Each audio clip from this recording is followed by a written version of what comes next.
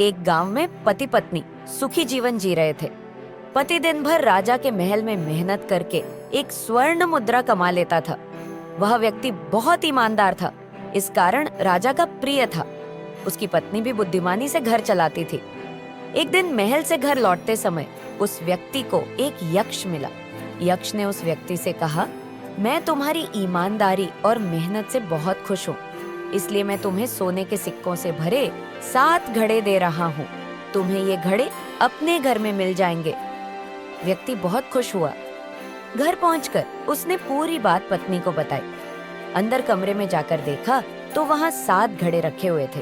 उनमें से 6 घड़े तो सोने के सिक्कों से पूरे भरे थे, लेकिन एक घड़ा थोड़ा खाली था। 7वें घड़े को देखकर पति को गुस्सा आ गया और बोला, यक्ष ने धोखा दिया है। पति गुस्से में उसी जगह पर पहुंचा जहां उसे यक्ष मिला था। यक्ष प्रकट हुआ और उसने कहा, 7वां घड़ा तुम अपनी कमाई से भर लेना। व्यक्ति ने सोचा, थोड़ा सा घड़ा भरने में कुछ ही दिन लगेंगे, मेरे पास बाकी 6 घड़े तो पूरे भरे हैं। घर आकर उसने पत्नी से कहा, 7वां घड़ा हम खुद भर देंगे। अगले दिन से पति पत्नी ने बचत करनी शुरू कर दी और खाली घड़े में सोने के सिक्के डालना शुरू कर दी। बहुत दिनों के बाद भी 7वां घड़ा भरा ही नहीं रहा था। धीरे धीरे पति बहुत कंजूस हो गया। वह खाली घड़े को जल्दी से जल्दी भरना चाहता था। घर में पैसों की कमी आने लगी। व्यक्ति की पत्नी ने उसे समझाने की कोशिश की, लेकिन वह नहीं माना। कुछ ही दिनों में घर की शांति भंग हो गई। बात बात पर लड़ाई झगड़े होने लगे।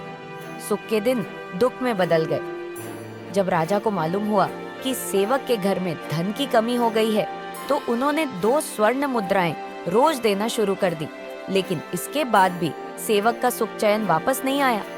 एक दिन राजा ने सेवक से पूछा, क्या तुम्हें किसी यक्ष ने 7 घड़े दिए हैं? सेवक ने कहा, जी महाराज। सेवक ने पूरी बात राजा को बताई। राजा ने सेवक से कहा, तुम अभी जाकर 7 घड़े यक्ष को वापस कर दो, क्योंकि 7वां घड़ा लोभ का है, ये कभी भी भरेगा नहीं। लोभ की भूख कभी शांत नहीं होती है। सेवक को राजा की बात समझ आ गई और उसने 7 घड़े यक्ष को लौटा दिए। इसके बाद पति पत्नी दोनों सुखी हो गए।